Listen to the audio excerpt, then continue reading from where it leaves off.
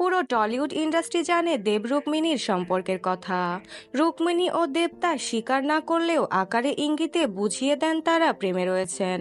সেই সম্পর্ক নিয়ে কদিন ধরেই চলছে কাটাছেঁড়া। দেব রুক্মিণীর সম্পর্ক আগের মতো নেই বলে চাউর হয়েছে। এরই মধ্যে রুক্মিণী ইনস্টাগ্রামে আনফলো করেছেন দেবকে, যা উস্কে দিয়েছে গুঞ্জন। অনেকের ধারণা খাদানের নায়িকা ইতিকা পালি নাকি তাদের বিচ্ছেদের কারণ। এবার রুক্মিণীকে নিয়ে মুখ খুললেন দেব।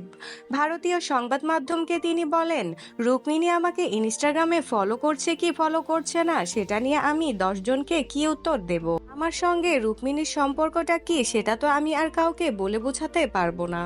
রুক্মিণীর সঙ্গে আমার সম্পর্কটা সময়ের সঙ্গে সঙ্গে আরো অনেক বেশি সমৃদ্ধ ও মজবুত হয়েছে। এরপর নিন্দুকদের এক হাত নিয়ে বলেন, কে কি বলল কে কি লিখলো তাতে কিছু যায় আসে না। আমরা আমাদের ব্যক্তিগত জায়গায় ভালো আছি, সুস্থ আছি, যেটা খুব দরকার। আমরা পরস্পরের কাজ নিয়েও খুব খুশি। খাদানে দেবের সঙ্গে জুটি বেঁধেছেন প্রথমবারের মতো ইদিকা পাল। বড়দিন উপলক্ষে ছবিটি মুক্তি পাওয়ার কথা রয়েছে।